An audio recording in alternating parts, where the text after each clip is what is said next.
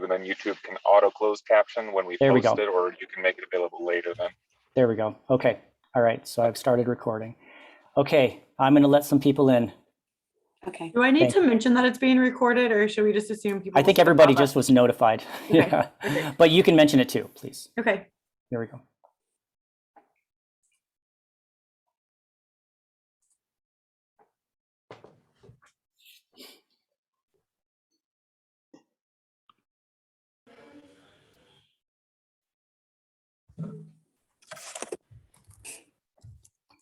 Okay, go ahead. Everybody in? Okay. All right. Hi, welcome everyone. Welcome back today. I am Kelly McKee, your regional president, and today I have the distinct honor and pleasure of announcing our two plenary speakers. We're so appreciative of them coming to be with us today. And before I tell you about them, just a reminder, a couple of housekeeping things, to put yourself on mute if you haven't already, and that this meeting will be recorded. Okay. So without further ado, we are welcoming Adonia Calhoun Coates. Adonia is the Chief Executive Officer of the American Music Therapy Association. Could I ask everyone to be on mute again, please? Just a reminder. Thank you so much. Previously, Ms. Coates served for 13 years at the American Thyroid Association, ATA. She brings more than 20 years of experience in strategic governance, partner relation, and organizational management. Prior to ATA, Ms. Coates developed educational programs for the Association for Community College Trustees and led multi-million-dollar NIH contracts focused on research and program management at Palladian Partners. An American Society of Association Executives, ASAE, Diversity Executive Leadership Program Scholar, and seasoned association volunteer, Adonia is dedicated to advancing the association's mission, goals, and initiatives while engaging the diverse community of music therapists. We also have with us Dr. Lori Gooding. Dr. Gooding is an associate professor of music therapy at Florida State University and president of the American Music Therapy Association. Dr. Gooding received her BME degree from the University of South Carolina and her MM and PhD degrees from Florida State University. Her clinical work has primarily been in hospitals working with medical and mental health populations. So again, please welcome your attention to Adonia and Lori. Thank you again for being here. Thank you, Kelly. I'm going to share screen.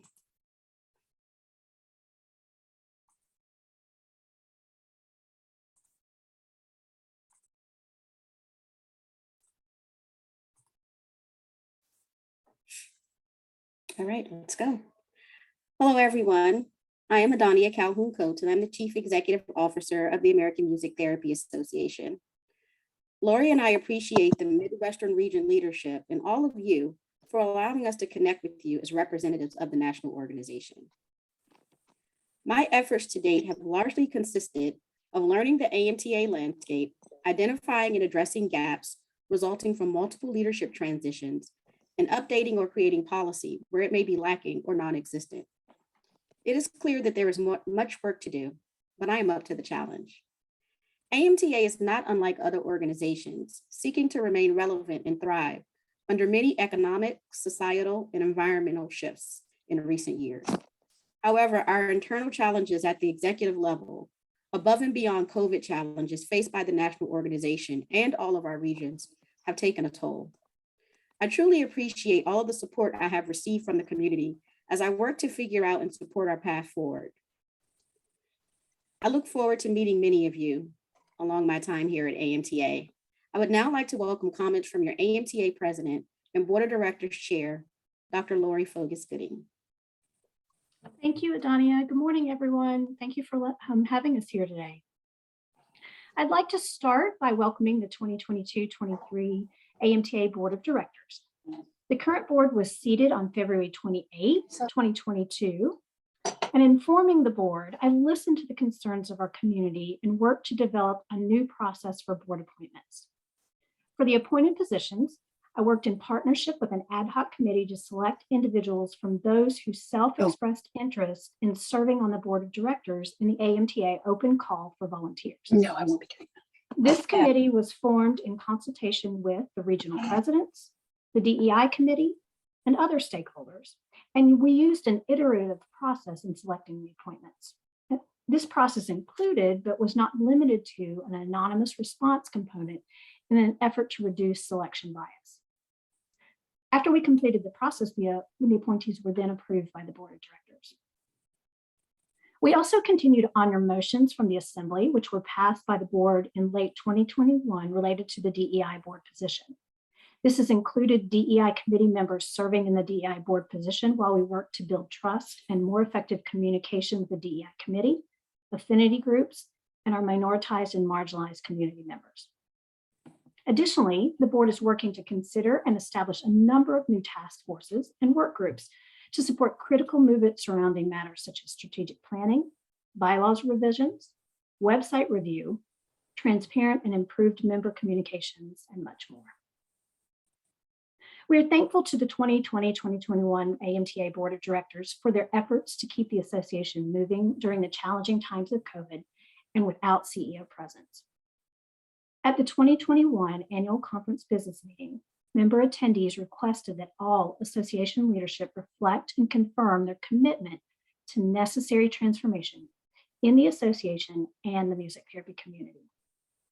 During that reflection, the previous board worked to assess their efforts and provided recommendations for the new board's onboarding and future success.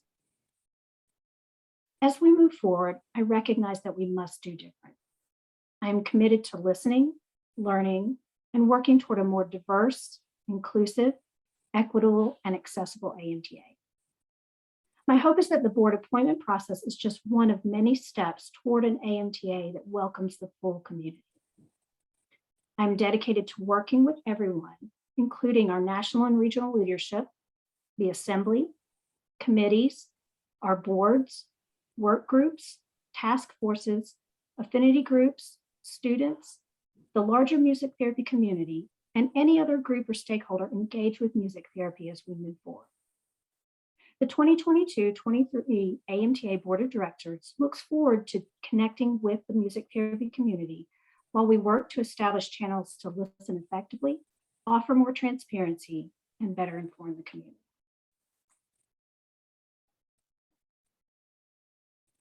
So now I want to talk a little bit about some meeting highlights in relation to conferences.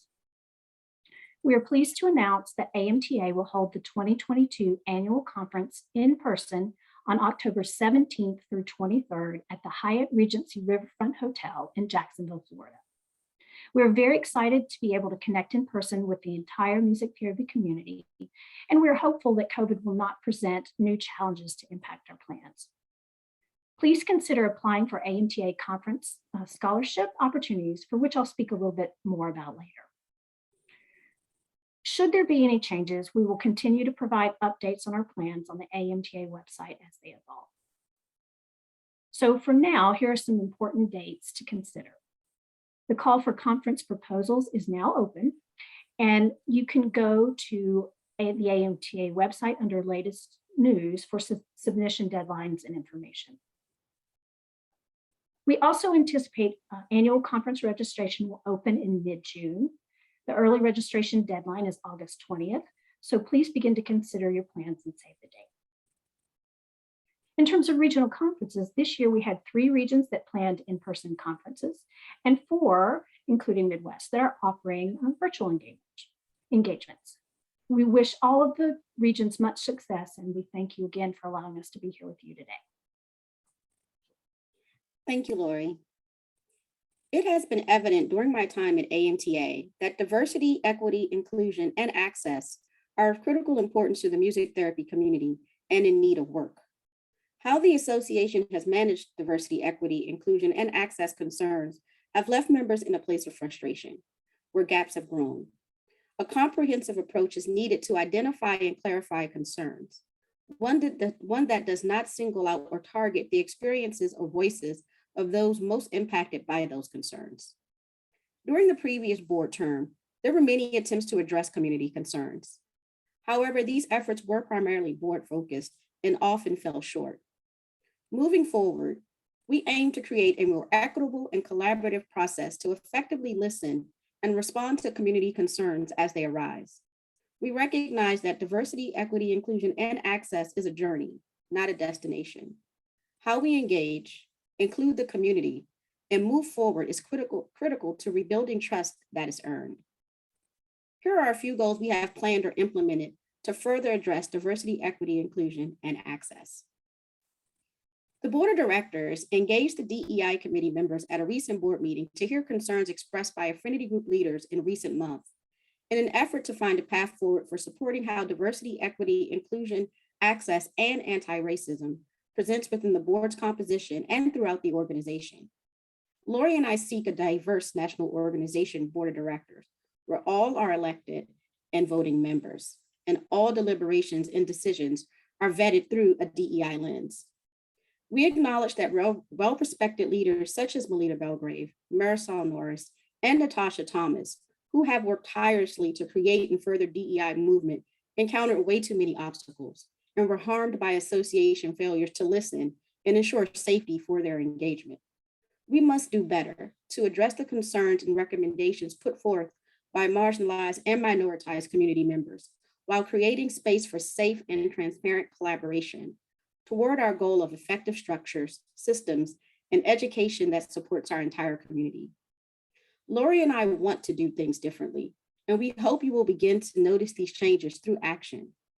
Lori and I fully support processes and policies that ensure the safety and respect of all members and leaders who serve and aim to promote and create where lacking diverse, equitable, accessible, inclusive, and anti-racism processes. It begins one step at a time. As we work to review the entire AMTA bylaws and other critical association policy, we will be working collaboratively with the DEI committee to increase two-way effective dialogue with affinity groups and ensure goals for board representation are heard and implemented thoughtfully, comprehensively, and deliberately. AMTA regularly considers diverse representation when soliciting input or participation for AMTA initiatives. One way Lori and I have already begun to do things differently is the call for interest in AMTA service that was distributed in late 2021 to the entire music therapy community. The call is an effort to seek new, underrepresented, diverse, and self-identified members and non-members interested in contributing to AMTA's desire for change. Our goal is to call upon everyone who signed up to contribute to at least one long-term, short-term, or micro-volunteer opportunity. To date, we have already engaged nearly 1/3 of the volunteers who answered the call. One example of our efforts was the ad hoc review committee to support the identification of the 2022-2023 appointed board member recommendations. The pool of appointed board member candidates was assembled directly from members who expressed interest in board service through that call. This process allowed us to broaden the pool of board candidates to allow for the inclusion of new voices.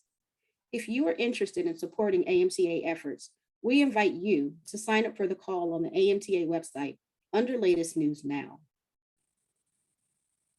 A work group will be assembled to work alongside an independent governance consultant and the AMTA legal team to review the existing AMTA bylaws and recommend changes that will allow more equitable, inclusive, accessible, and diverse participation in practices.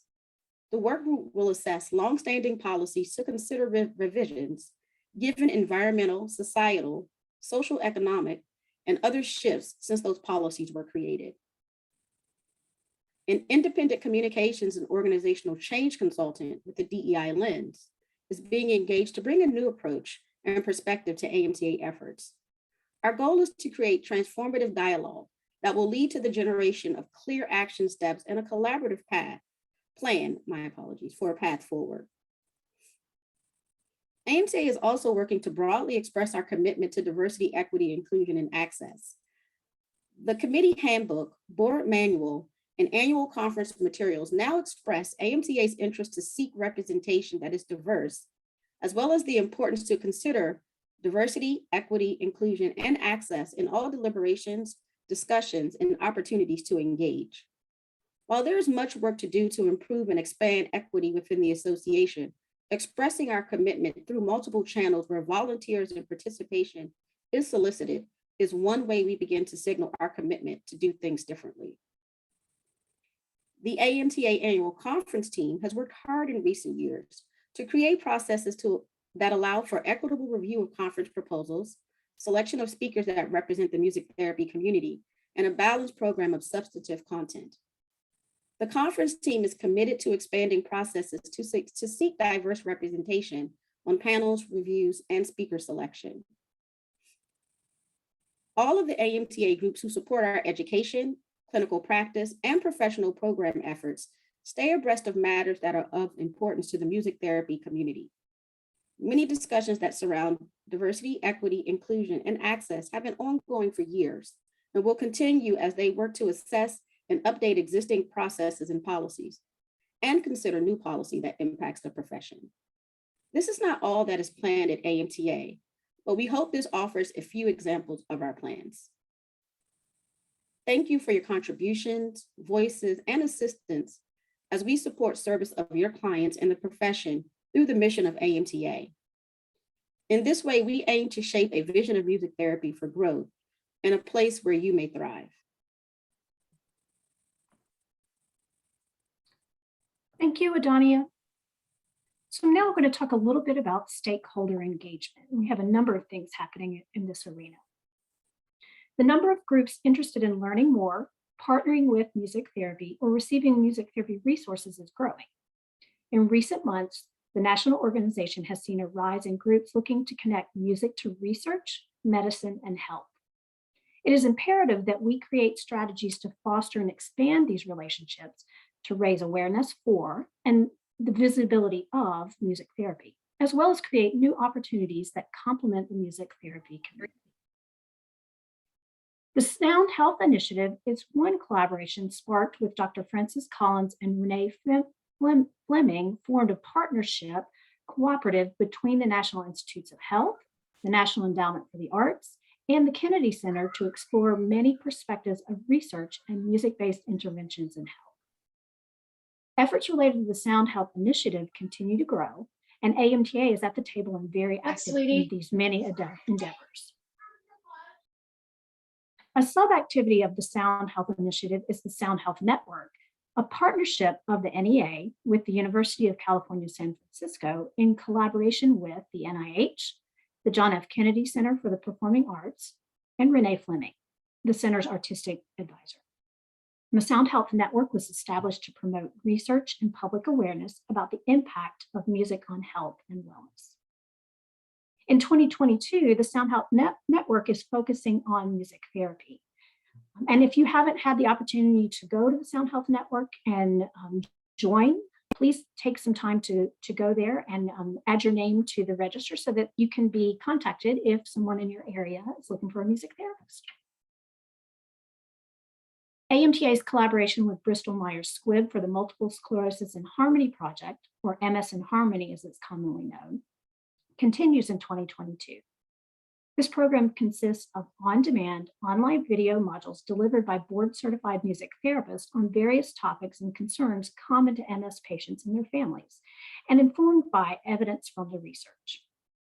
While these video modules themselves are not music therapy, they do serve as an expert resource on music and health as it may relate to signs and symptoms of relapsing remitting MS. Due to the significant attention the videos have received, AMTA has been invited to extend its engagement. And discussions for the 2022 efforts to promote MS in Harmony are ongoing. Artists associated with AMTA, such as Renee Fleming, Robin Spielberg, and Ben Folds have expressed interest in more engagement to help increase visibility for the association, as well as partner or support efforts they have connected to music and health. We are grateful for their past contributions, and we look forward to upcoming potential efforts. In 2022, AMTA will embark on a new social media campaign targeting music therapy consumers and advocates to raise awareness for the music therapy profession and ultimately garner donations for AMTA. Posts are available on AMTA's social media channels each Monday from March through May. And these posts highlight a recent article written about the power of music therapy in coping with mental health, wellness, and self-care. Social media reach is dependent upon engagement, so we invite you to like and share these posts to help raise visibility and awareness of music therapy. AMTA also works with all of our regions over multiple months to submit an annual joint IRS Form 990. The IRS 990 is one of the critical documents required to maintain AMTA's compliance and adherence to nonprofit 501c3 guidelines. In addition to working with the regions on the 990, AMTA also supports the regions with requests for contract matters, COVID protocols, meeting logistics consideration, membership matters, compliance guidance, disaster relief coordination, financial reporting, legislation clarifications and questions, communication, collaborations, and other requests as they arise. We are committed to working alongside every region to raise the profile of the music therapy profession. Thank you, Lori. AMTA Government Relations Team addresses federal and state policy priorities that reflect our mission to advance public knowledge of music therapy benefits and increase access to quality music therapy services. AMTA actively partners with our members, CBMT, national and state coalitions, healthcare and education organizations, and other stakeholders to raise awareness of the impact and efficacy of music therapy services. Through advocacy trainings, creation of healthcare and education regulation resources, and issue-specific support materials, AMTA's Government Relations Team promotes active engagement in recognition and inclusion of music therapy for all potential consumers. AMTA has several focus areas to support the music therapy profession and community. Our policy priorities are health, which centers around increasing healthcare equity, reducing health disparities, increasing access, and navigating the federal research agenda to further integrate the inclusion of music-based interventions. Education, advocating for the passage of legislation that provides funding for programs that support music therapy, reinforcing the importance of music therapists, and promoting mental health and wellness benefits of music therapy. Increasing music therapy programs, access, and services for veterans. Advocating for funding and opportunities to ensure music therapy careers are an attractive and viable option for the new generation of therapists. In terms of our state recognition activities, 14 states currently have legislation in place to recognize music therapy. 15 additional states have planned legislative activity in 2022 to recognize music therapy education, clinical training, and credentialing qualifications. Additional states have virtual or live visits to support legislative movement. And AMTA has also expanded its resources to increase reimbursement awareness and success. Last, we are incredibly pleased to announce that AMTA recently reached an agreement on legislative language with the American Speak Language Hearing Association that clarifies the difference in scope of practice for speech-language pathologists and board-certified music therapists. AMTA has tried to reach an agreement with ASHA on music therapy language and legislation for more than 10 years. Multiple past AMTA recognition efforts were stalled or halted by past ASHA advocacy efforts. AMTA is incredibly grateful to ASHA for working to reach consensus. AMTA is moving forward to submit amendment language for inclusion in current and future state licensing bills. Thank you to all of our state task force members, committee volunteers, and anyone else who has contributed to AMTA government relations activities. You are very appreciated. Great, thank you, Adonia.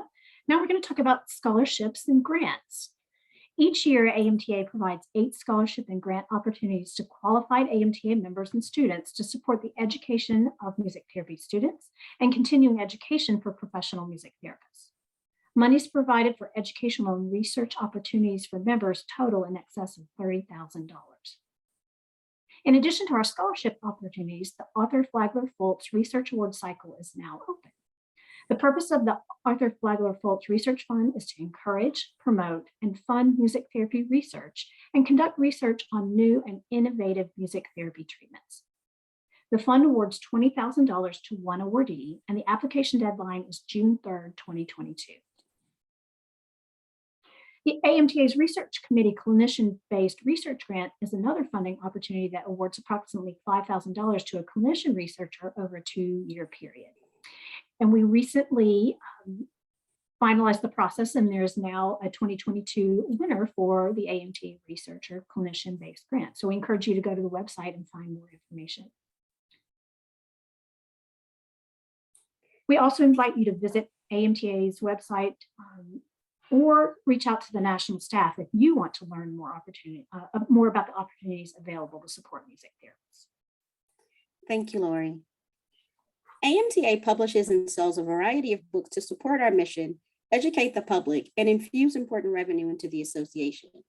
AMTA currently has 28 titles in our active inventory.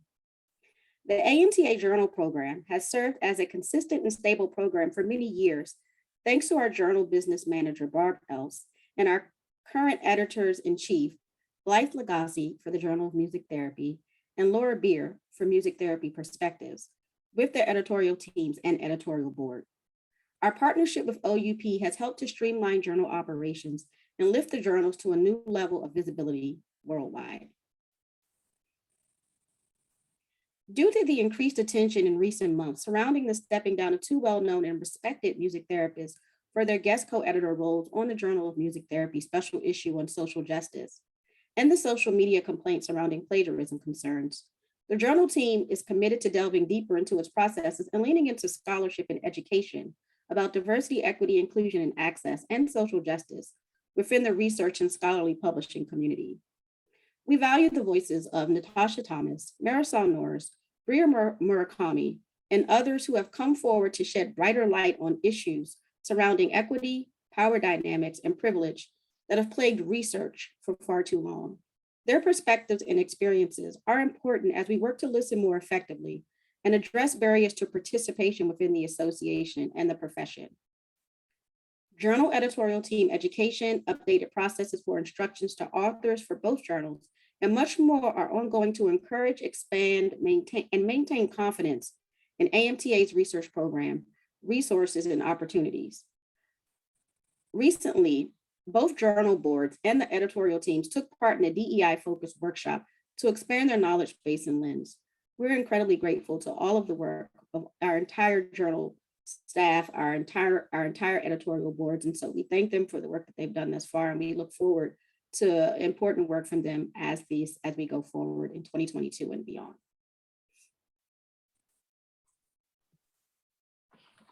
Thank you, Adonia. In terms of membership, a strong membership base is both a way for the music therapy community to speak with a strong national voice to advocate for the music therapy profession, as well as opportunity for networking and working together to provide the very best services for all our clients. AMTA has a number of member benefits and support options.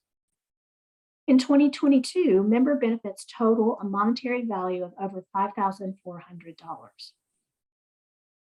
AMTA also offers 70 CMTE credit opportunities included with membership this year, which allows music therapists to earn well over half the required 5-year cycle CMTE credits in a single year of membership at no additional cost. Installment plans have been in place for AMTA professional members for many years, but new in 2022 is a student membership payment plan that was initiated in response to direct requests from students. We are aware of interest to reevaluate our current membership and associated fee structures in search of a more accessible model. We welcome those discussions and look forward to building a more inclusive AMTA. If you are not a current member, we hope you will reconsider and join us. We need your voices, your input, and your partnership to ensure that the transformation we are seeking represents a shared vision for our community. Thanks, Lori.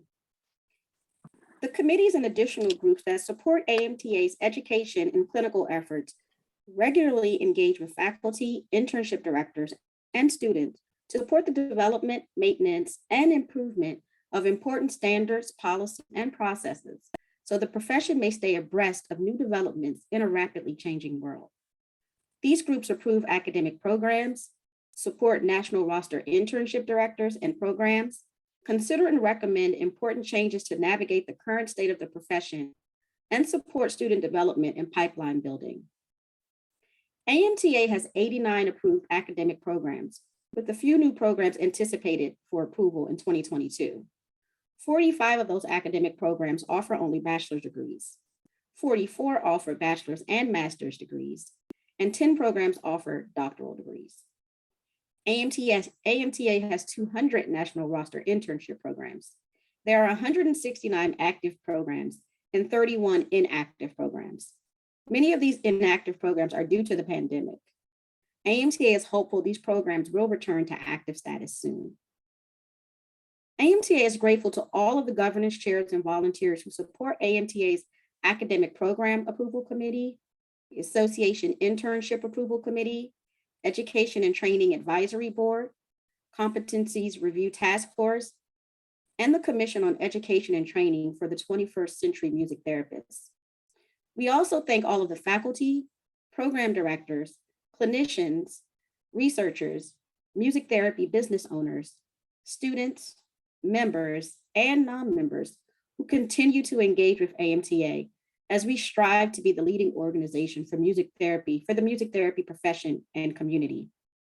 I, along with Lori, AMTA leadership, and so many of you hope to prove through action AMTA's commitment to rebuilding trust, improving transparency, advancing public awareness, and increasing access to music therapy and education. Lori and I thank you for this opportunity to connect. Thank you very much.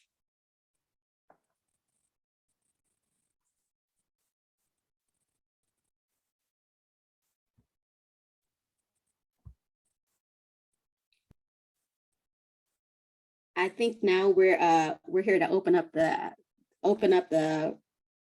afternoon for any questions from any of you. So if you have questions, Lori and I are here, and we welcome any questions or comments that you have. We are grateful to have this opportunity to be here with the Midwestern region. It's been, I don't know how long since you've had us here, but we're very grateful to be here. And so we thank you for the opportunity just to present to you, and if you have any comments or thoughts, we welcome them. So I'll be quiet and allow any of you to feel free to turn your cameras on and engage with us.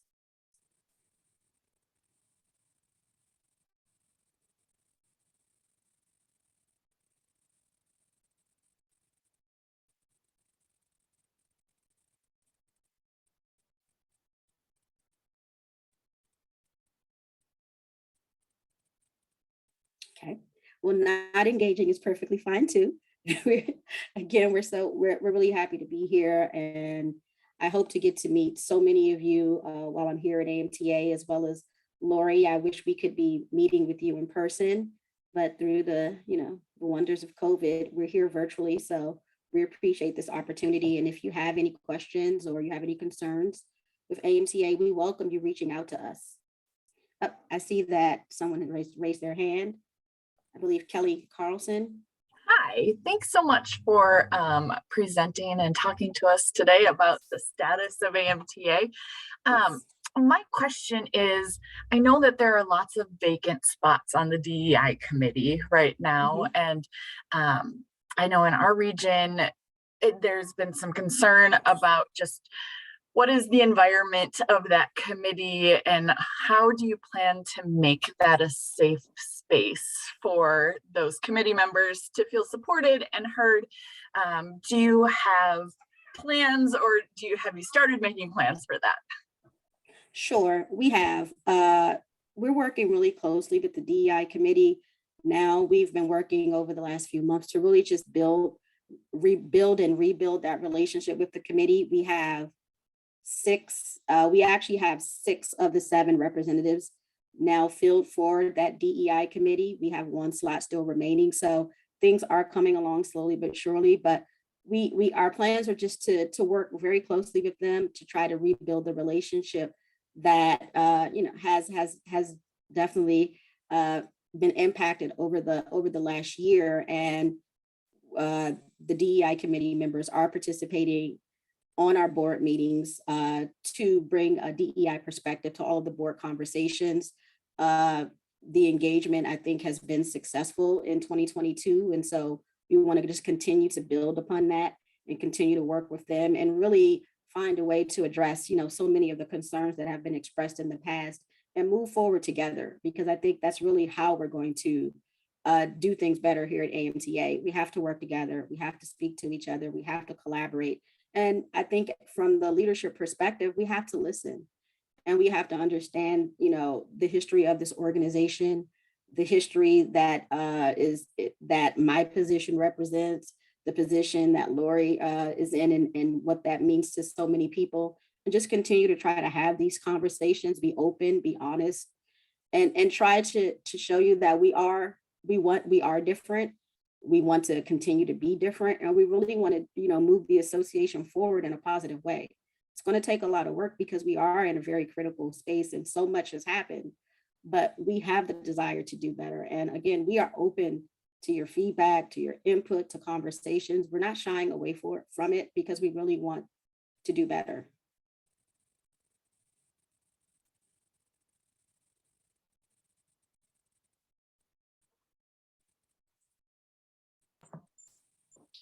Johnny, I also saw in the chat, there's a question about the Fultz Award. And Sure. Go ahead, Laura. what we can do is, if you'll give us a second, I'll go to the website and put the link in for where you can get more information on that. There are various priorities that are outlined in the application for, and there's a range of priorities. So a number of different types of grants that could be funded. And so we'll get that information posted in the chat. Yeah, and the deadline for this year's cycle, I believe, is June 3rd. And so the grant awards, I think awards about 10 to 20,000 for each recipient. And so we continue to fund as long as we have funds available. So we invite you to go look at that on our website. And if you haven't have a program that meets the parameters, please submit.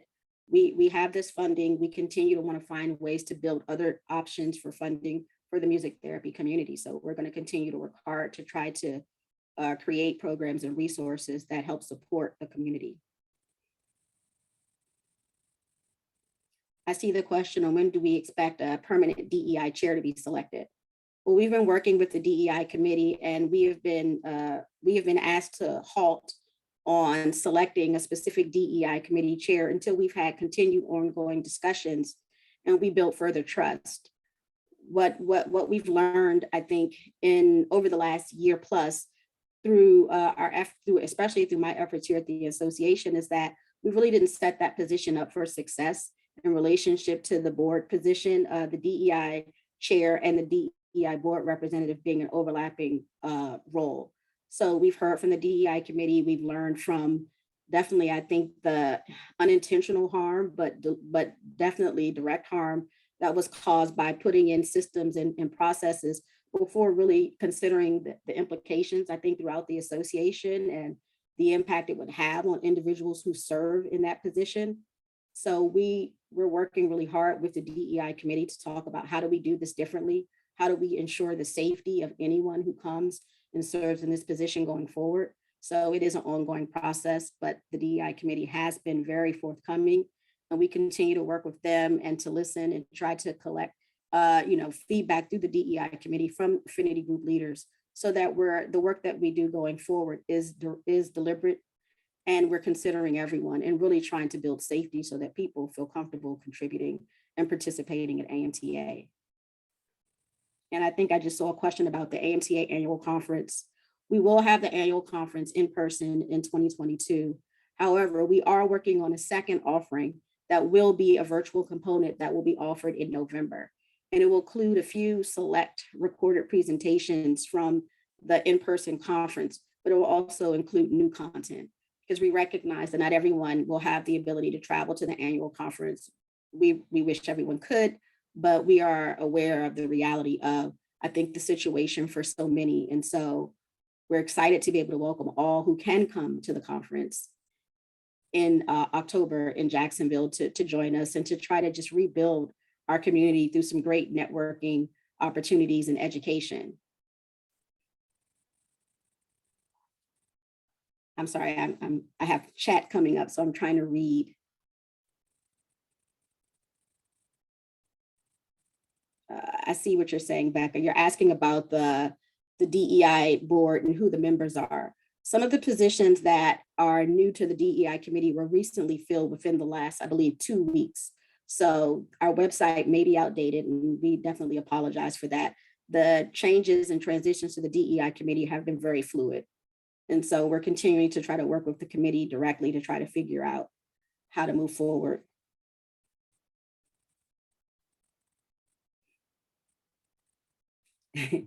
It's okay. I see Blythe asking about the agreement language with ASHA.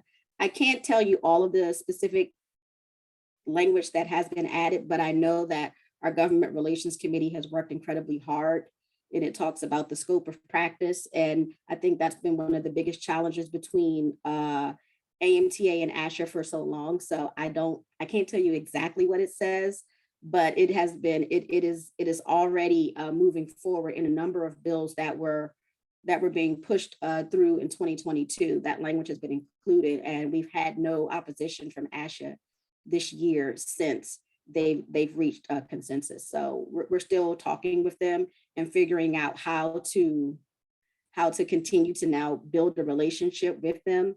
But we're incredibly excited about this because this has been a real hindrance, I think, for the profession for quite a while.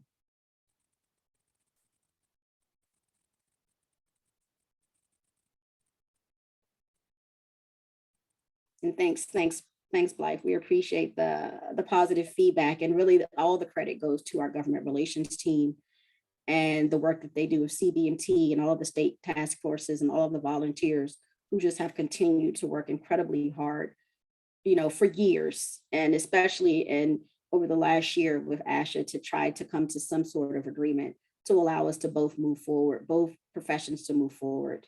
So this is great, and it is an incredibly big win for AMTA. So thank you for saying that, Kelly.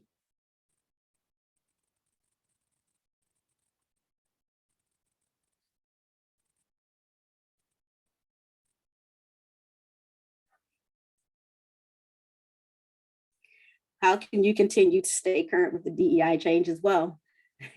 The fact that our website hasn't been updated in a while is definitely a signal that we need to go and check that out. So one of the ways that you can stay updated is that we'll get on making sure the website is current. So we'll work on that this month to make sure that at least the current representatives for the committee are posted. And I appreciate you bringing that to our attention. We do miss things from time to time. We make mistakes, and we're trying to learn and grow from them. And so again, when you see something that's outdated on our website, or we know our website needs a lot of work, we've been having lots of conversations about that too, to try to make things more user-friendly. So as you see things, please just email us, let us know.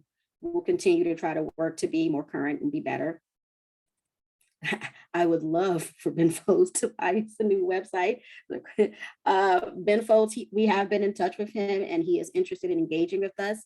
I don't know how much financial support we'll get from Ben, but I think just having his support with so many of our efforts, I think, is a win for us. We have a number of, as Lori mentioned earlier, artist spokespersons who have reached back out and are interested in supporting our efforts. And so we have a lot of things that we're talking about right now and trying to figure out how to implement it within the bandwidth and financial resources that we have. We have a staff of 8, which may seem big, but in the scope of all the work that the association does is actually quite small, and they work incredibly hard around the clock to try to keep things current and try to serve the membership and the entire profession as best we can. So we know we have lots of work to do. We're still growing. We're still trying to figure out how to pivot and really work towards the transformation that we think is critical for the association at this time. So we're going to continue to keep pushing at it. And again, the only way we get better is with your input, with your participation, with your feedback. We need it. We want it. We want to do better. And Adonia, let me add, circling back around to the communication aspect a little bit. We're actively working with the board, with the DEI committee. The DEI committee is helping us engage with the affinity groups. And as Adonia just said, reaching out to all of you and getting your input. Because we recognize our communication, we've failed as an association in our communication. And so we're still working on that. But one of the things in doing this presentation today, Adonia and I presenting together to to be more collaborative and also to show a difference in how we're approaching communication, actively working with the board, actively working with our committees, doing a lot of behind the scenes nuts and bolts, like setting up liaisons for communication and things like that. Well, I recognize those are not outward facing. What we've discovered is there's so many gaps in our systems and our processes that we're working really hard to improve those and create systems or processes that didn't exist so that we can be better in terms of communication. Presenting the information we did today about a number of aspects of the association, trying to figure out ways to best send out emails or other things. We're working on that, and you're going to be seeing a number of attempts at improving communication as we move forward. If it's not working, let us know, because we want it to be something that actually works for our community. So reach out, and if it's broken, we'll fix it. We'll try something else. And we know we're not going to get it right all the time at first, but we're open to that feedback, truly open, and willing to pivot and try new things if what we're doing doesn't work. Yeah, I agree. And I think one of the things that we've definitely done, I think, differently this year is just how we're onboarding this new board of directors this year. We've put a lot of work into coming into the organization. Again, it took some time to just kind of get my bearings, come in and really focus on listening to what was going on in the association. I think that, you know, I learned quickly from past experiences that the association had from people in my position. There was, you know, a rush to move, a rush to make decisions that really, I think, hurt the community more than it helped. So for me, it was critically important that I didn't come in trying to bulldoze anything and just jump in. I took my time. I wanted to really listen, to try to understand what's going on. You know, some of that was definitely, I think, to our benefit, some to our detriment, because some things really, you know, continue to not move as fast as some people really wanted. And, you know, there definitely is regret for that, but it was very difficult to come in and just figure out all that was going on, because we had a number of really critical moving pieces. But one of the things that I think was really important is in working with the board and sitting in that experience for over a year, we recognized some of the gaps at the board level in terms of the board policy, working to try to build, you know, a cohesive board unit. There was a lot of gaps in that space. And so we created a board manual and policy that didn't previously exist. I mean, the board was always oriented, but living resources that can be referenced and used regularly by board members with board input, with their contributions. The board is actively reviewing some of the policy that we've created to make sure that it worked for this board as well as future boards to come. And I think that's a really big step that something we haven't done in the past. So you may not see that happening outwardly, but inwardly, the board is really working incredibly hard to have communication and to really work on improving how we engage with each other.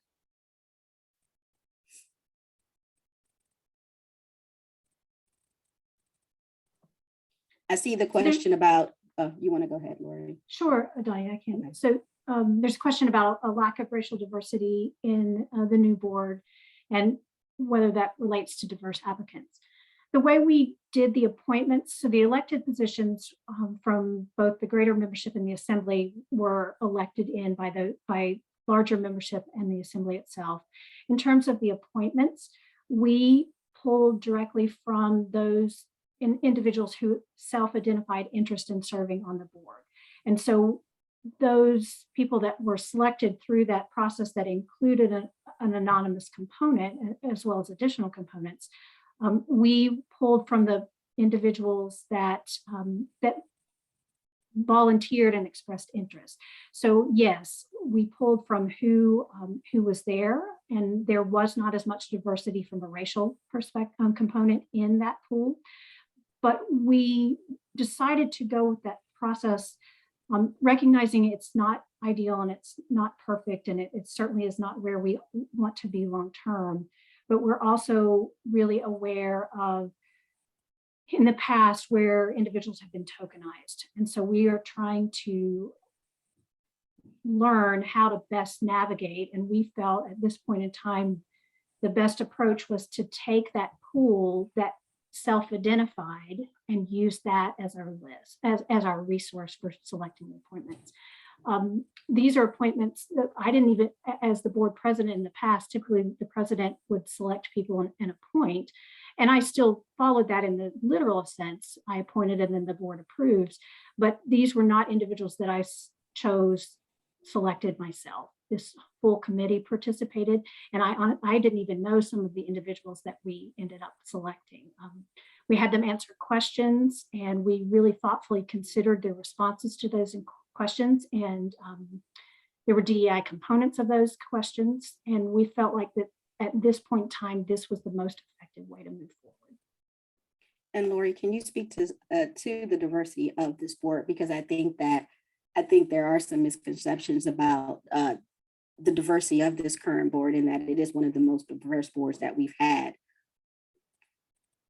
Yeah, we looked at diversity in a broad sense as part of that review process. So we looked at some of the professional factors, so stage of career, clinician versus faculty, populations worked with, and so on, region. So some of the more traditional diversity components that we've considered in the past. We also looked at where there were gaps, if we needed some element. So for example, if we didn't have enough clinicians on the board, that wasn't the case, but that's just an example, then really looking at where can we round out that clinical perspective or researcher perspective or faculty perspective.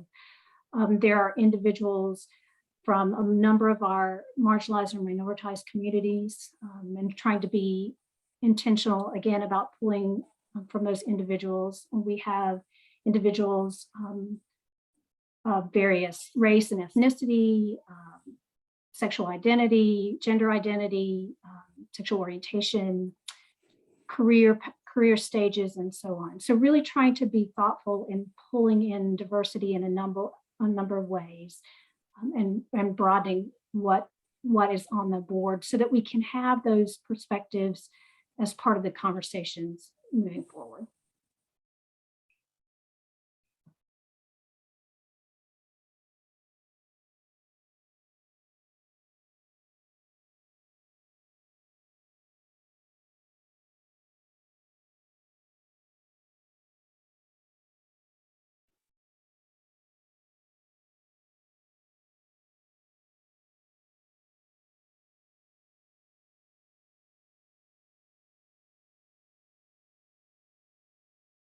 Very welcome, Natalie.